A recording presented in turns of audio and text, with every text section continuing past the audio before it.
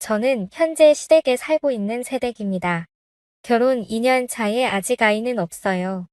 남편은 오래전에 어머니를 여의고 결혼 전까지 시아버지와 단둘이 한 집에 살고 있었어요. 저에게 결혼하기 전에 진지하게 이야기를 하고 싶다며 고민을 털어놓았습니다. 아버지께서 아주 몸이 안 좋으신 것은 아닌데 혼자 두고 따로 살기에는 자기가 너무 걱정이라며 말이죠.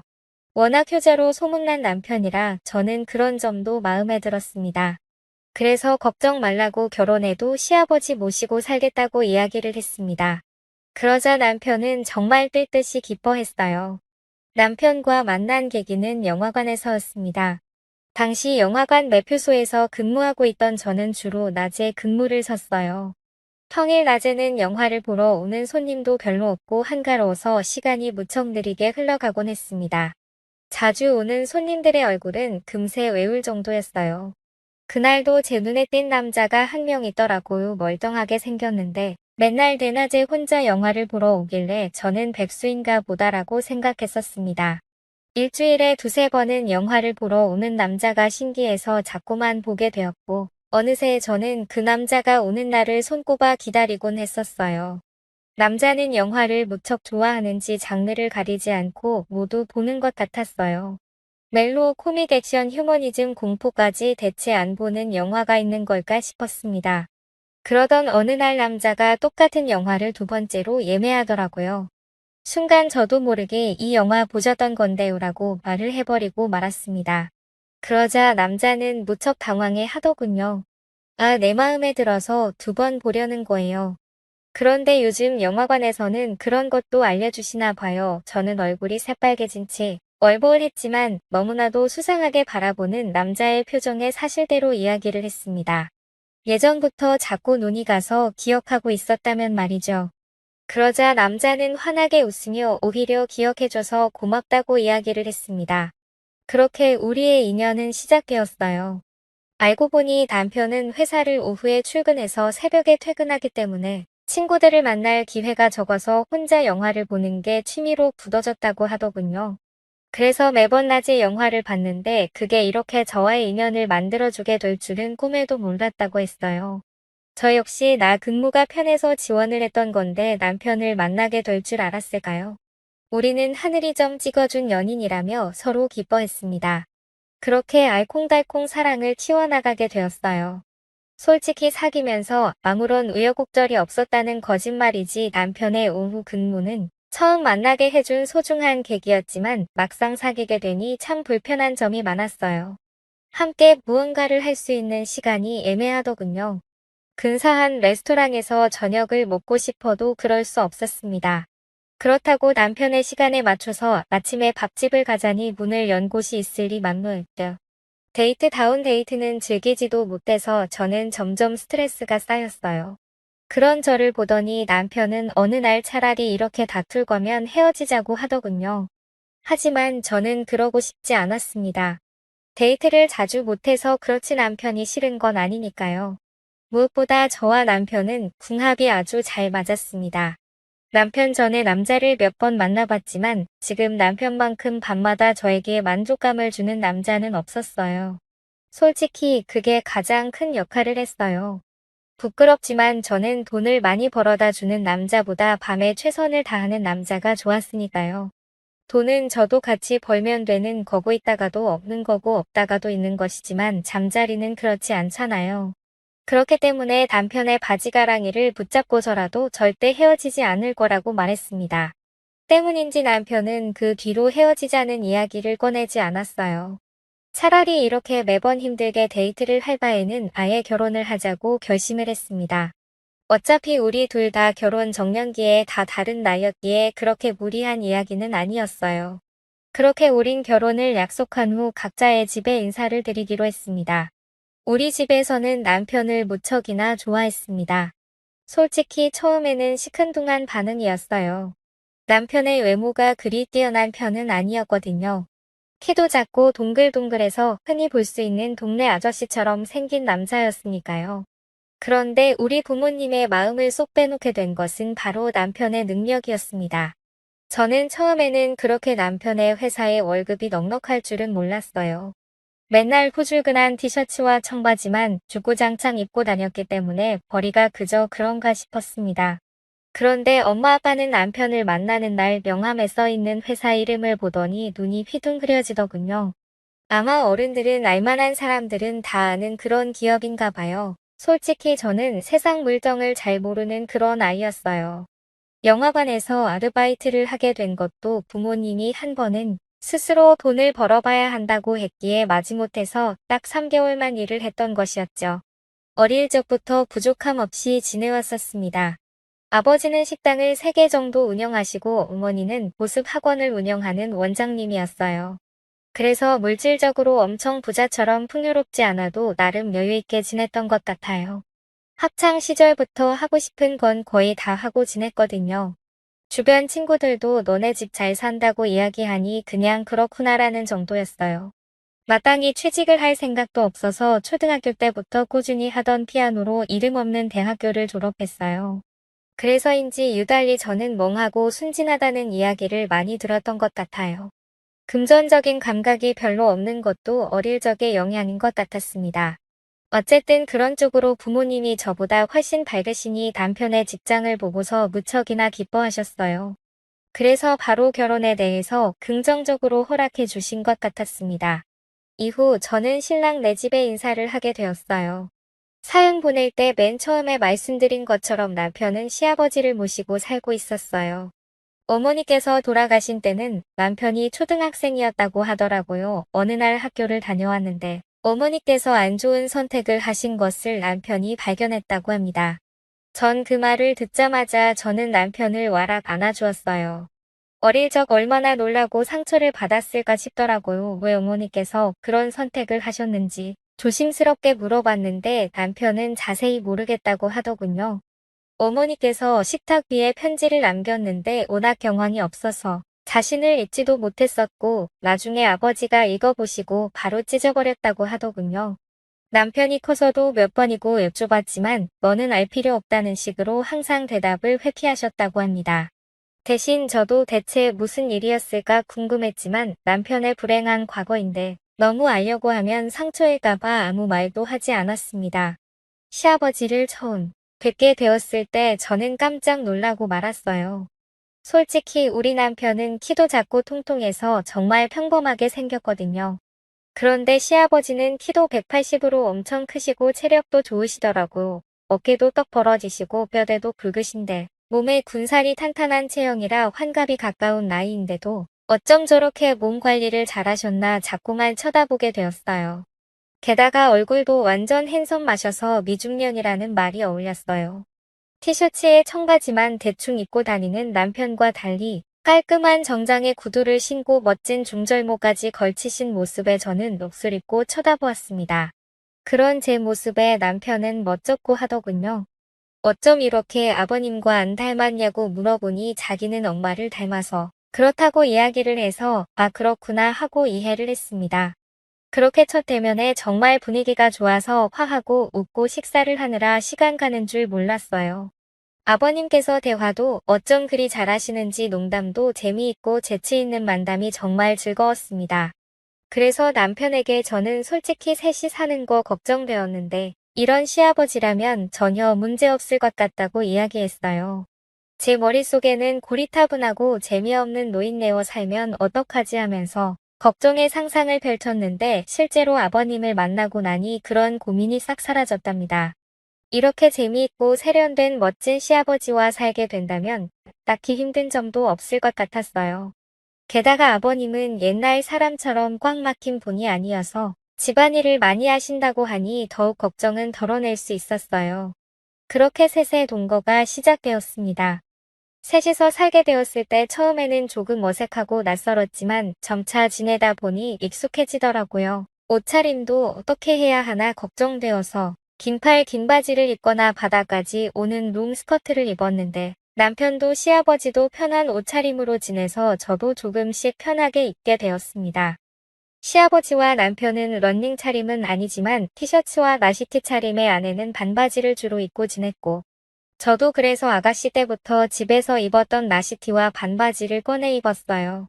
신랑이 하루는 너무 짧은 것 아니냐고 하는데 남편도 시아버지도 반바지 입으면서 왜 나는 안 되냐고 물으니 별말을 못하겠는지 그냥 말더군요. 그렇게 옷차림도 어느 정도 정리가 되었고 집안일도 각자 배분하게 되었습니다. 저는 주로 요리와 설거지를 담당했고 남편은 청소와 분리수거를 도왔어요. 시아버지께서는 자신의 방은 자신이 치우신다며 본인의 방 청소를 맡아서 하셨습니다. 모든 게 아무 문제 없이 착착 흘러와서 신기했어요. 남들은 시댁과 함께 살게 되면 시집살이를 한다면서 너무 힘들어하는데 난 정작 혼자 살 때보다 더 편하다고 느껴졌거든요. 이렇게 착한 남편과 시아버지를 만나는 것도 하나의 복이구나 느꼈답니다. 그런데 모든 일이 순탄하게 흘러갔다면 이렇게 사연을 보내지도 않았겠죠. 결혼한 지 1년이 조금 넘었을 무렵 문제가 생겼어요. 바로 남편의 해외 발령이었어요. 남편이 다니고 있던 회사는 미국에 본사가 있고 우리나라는 한국 지사였거든요. 한국 지사에서 일을 하고 있는 남편은 성과를 인정받아서 미국 본사에 발령받아 출근하게 되었습니다.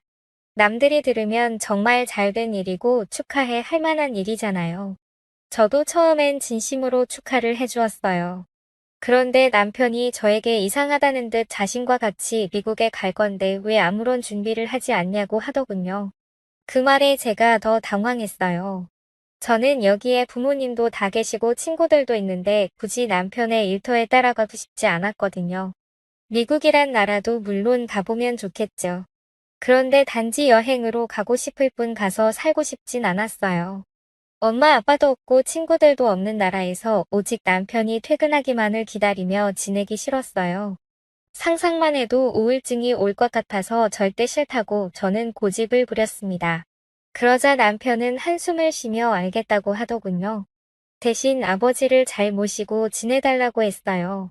아무래도 미국에 3년 정도는 있어야 할 것 같다며 그 사이 종종 휴가 내고 한국에 오겠지만 그렇게 자주 오지는 못할 것 같다고 했어요. 1년에 2번 정도는 꼭 오기로 약속한 뒤 남편은 미국으로 향했습니다. 처음에 시아버지와 단둘이 집에 있다는 사실이 조금 어색하긴 했어요. 대화를 나눠도 항상 남편이 가운데 있었는데 이젠 둘만 이야기를 나누려 하니 자꾸 말이 헛돌더군요. 그런데 저와 마찬가지로 시아버지도 많이 불편하셨는지 어느 날 저를 앉혀놓고 술을 먹자고 하시더군요. 한 번도 단둘이 술잔을 기울인 적이 없어서 이렇게 우리 둘이 남처럼 어색한 것이라며 소주 한잔 하면서 서로 뚝 터놓고 이야기한 뒤 내일부터 편하게 아빠와 딸처럼 지내자고 하셨어요. 저도 시아버지 말에 동의를 하고 술을 마셨습니다. 이날에는 둘 다 별일이 없었어요. 정말 일반적인 시아버지와 며느리처럼 안주에 소주를 나눠 마신 뒤 이런저런 이야기를 하다가 잠에 들었으니까요. 다음 날부터 서로 편하게 대하자고 약속한 것처럼 시아버지는 정말 저를 편하게 대해주셨습니다. 저도 그런 시아버지의 배려가 싫지 않았어요. 문제는 바로 이 뒤부터였습니다. 부엌에서 식사 준비를 하고 있는데 시아버지께서 쓱 다가오시더니 간을 보자고 하셨어요. 대수롭지 않게 한 숟갈들이니 맛보시고 아주 맛이 좋다며 우리 며느리 참 기특해라고 맥을 다독여 주셨습니다. 칭찬에 으슥해서 별다른 의식을 하지 못했는데 이게 바로 시작이었어요. 그 뒤로 시아버지께서는 칭찬을 할 때마다 미묘하게 스킨십을 하셨습니다. 처음에는 어깨 그 다음에 팔 허리 순으로 점점 아래로 내려갔어요. 나중엔 아무렇지도 않게 히프를 소작이시는데 저도 그땐 무슨 생각인지 별다른 의심을 하지 못했죠. 마치 미지근한 물에 익숙해진 개구리가 점점 물이 끓어도 뜨거운 줄 모르고 냄비 안에 있다가 익어 죽는 것처럼 그렇게 서서히 시아버지의 손길에 익숙해져 갔습니다. 워낙 자상하시고 다정한 분이라 그런 표현을 하시는 것이지 날 딸처럼 여긴다고 하셨으니까 그런 거야라며 스스로를 세뇌하고 길들여져 갔어요. 가끔은 농도가 짙어져서 살짝 이상한 기분이었지만 어디까지나 며느리를 예뻐하는 표현이라고 생각하면서 넘겼습니다. 지금 와서 생각해보면 저 역시 그런 손길이 싫지 않았나 봐요. 아무래도 남편이 멀리 떨어져 있고 점점 외로워져 그런 건지 모르겠지만 나도 모르게 시아버지의 스킨십이 익숙해지고 당연하게 느껴졌습니다. 그러던 어느 날 아버님께서 운동을 하고 왔는데 근육이 많이 뭉친 것 같다며 저에게 안마를 해달라고 하셨어요. 안마는 한 번도 해본 적이 없어서 잘 모르겠다고 했는데 그냥 어깨 쪽을 주무르기만 하면 된다고 하셨어요. 서투르게나마 이리저리 어깨 쪽을 주물렀는데 너무 시원하다고 하시면서 앞으로도 운동하고 오면 조금씩 해달라고 부탁을 하셨어요. 그렇게 시작된 안마는 며칠에 한 번씩 요구하시게 되었습니다. 처음엔 어깨였고요. 나중엔 허리 허벅지 쪽을 해달라고 하시더라고요. 허리 디스크가 조금 안 좋은 것 같다며 골반에 가까운 쪽을 주물러 달라고 하셨다가 어떤 날은 하체 운동을 많이 해서인지 허벅지에 근육이 뭉쳤다며 안쪽을 마사지해 달라고 하셨어요. 그런 부분은 주무르는 게 아니라 마사지 로션이나 오일로 부드럽게 풀어야 한다고 하시더라고요. 처음에 엎드려서 받으시더니 앞쪽도 해야 한다고 돌아놓으셨어요. 혹시나 아프실까 봐 살살 마사지를 하는데 저 순간 제 눈을 의심했습니다. 시아버지가 너무도 건강해 신체 반응을 보이시는 거예요. 제가 화살짝 놀라며 일어나면 시아버지께서 민망해하실까 봐 저는 최대한 못 본 척하면서 마사지를 끝냈습니다. 그런데 밤에 잠을 자는데 자꾸만 낮에 본 시아버지의 광경이 떠오르는 것이에요. 솔직하게 말하자면 남편보다 훨씬 커서 더욱 놀랐던 것 같아요. 그런 제 마음을 들켰는지 갑자기 제 방으로 시아버지께서 들어오셨어요. 잠이 오지 않는다면 술 한잔 할 수 있냐고 하시더군요. 저는 시간이 늦었지만 일어나서 라면과 마실 술상을 차리기 시작했어요. 둘이 같이 살게 된 날 술을 마신 이후로 종종 술잔을 기울였기에 별로 색다른 일은 아니었어요. 술을 한 병 정도 마신 뒤 아버님은 저에게 나지막히 말을 거셨죠. 낮에 자신의 반응을 보았냐고 물어보셨어요. 저는 민망해하며 그렇다고 이야기를 하자 한숨을 쉬시더니 이어서 고백을 하셨습니다. 이러면 안 되는데 자꾸만 마음이 간다고 말이죠. 오래전에 집사람을 잃은 뒤 여자와는 담쌓고 살았다며 그런 자신의 눈앞에 젊은 여자가 왔다 갔다 하니 마음이 흔들린다고 하셨어요. 며느리라서 그러면 안 되는데 자신의 이상형인 여자이니 연심을 품게 되었다며 저를 끌어안으시더군요. 그런 시아버지를 밀쳐내려다 한켠으로 홀로 계셨던 외로움을 생각하니 불쌍한 마음도 들어서 어깨를 다독여 드렸습니다. 그런데 그게 바로 승낙의 표시인 줄 아셨나 봐요. 시아버지는 집요하게 요구를 하셨고 그렇게 저는 엉겹결에 응하고 말았습니다. 이렇게 익명으로 사연을 보내면서 솔직하게 말하자면 그렇게 싫진 않았어요. 완강하게 거절하지 않았으니까요. 그런데 막상 일을 저지르고 나니 두려워져서 팡팡 울게 되더군요. 이불 속에서 한참을 오는 저에게 시아버지는 시어머니께서 안 좋은 선택을 하게 된 비밀을 나지막히 말씀해 주셨어요. 실은 현철이가 내 자식이 아니다. 현철이 애미가 그런 선택을 하게 된 것은 나에게 현철이가 친자식이 아니라는 걸 들켜서였어. 현철이는 현철이 애미가 바람을 피워서 낳은 자식으로 나와는 피 한 방울 섞이지 않았다. 그런데 현철이에게 말하면 상처가 될까봐 여태 말하지 않아서 모르고 있었고 며느리 네가 하도 불안해하니 이야기를 해주는 거다. 현철이와 난 피 한 방울 안 섞였으니 어떻게 보면 우리가 그렇게 부적절한 선택을 한 것이 아니야. 그러니 너무 죄책감 갖지 말아라. 그 이야기를 듣자 천륜을 거슬렀다는 죄책감은 조금은 덜 수 있었습니다. 그러나 법적으론 정말 말도 안 되는 짓인 거죠. 문제는 이날이 끝이 아니라는 겁니다. 저와 시아버지는 이 뒤로 정말 부부인 양 자연스럽게 지내고 있는 것입니다. 아무래도 단둘이 살다 보니 더욱 그런 것 같았어요. 남편이 한국에 들어오게 될 때만 조심하면 문제가 없는 것이었죠. 얼마 전 신랑이 한국에 들어왔을 때 남편과 밤을 보내는데 오히려 그 순간 시아버지에게 미안한 마음이 들었죠. 남들이 손가락질 할 것이라는 걸 잘 압니다. 그래서 지금까지 말도 못하고 숨겨왔어요. 그런데 이제 와서 말하게 되는 이유가 무엇인지 궁금하실 것 같네요. 남편이 일주일간 한국에서 휴가를 보낸 후 미국으로 돌아갔어요. 그로부터 2주 뒤 저는 늘 하던 달거리를 안 해서 임신 테스트기를 사용해 보았어요. 혹시나가 역시나라고 정말 임신이었습니다. 선명하게 테스트 위에 두 줄이 나와 있었어요. 그 순간 저는 혼란스러워졌습니다. 제 뱃속에 있는 아이가 누구의 아이인지 모르겠다는 것입니다. 남편의 아이인지 시아버지의 아이인지 날짜를 새가서 잘 모르겠어요. 그래서 시아버지에게 이걸 털어놨더니 우리 둘이 입을 다물고 있으면 아무도 모를 거라고 하시더군요. 어차피 태어나기 전까지 유전자 검사도 하지 못하고 남편에게도 들키지 않으면 이대로 지내도 된다고 말이죠. 뱃속에 있는 애가 자신의 아들인지 손주인지는 아무런 상관이 없다고 말씀하시는데 저는 잘 모르겠어요. 만약 정말 아버님의 아이면 저는 어떻게 해야 할까요? 무엇보다 남편에게 모든 걸 사실대로 이야기해야 할까요? 착한 남편에게 상처를 주고 싶지 않습니다.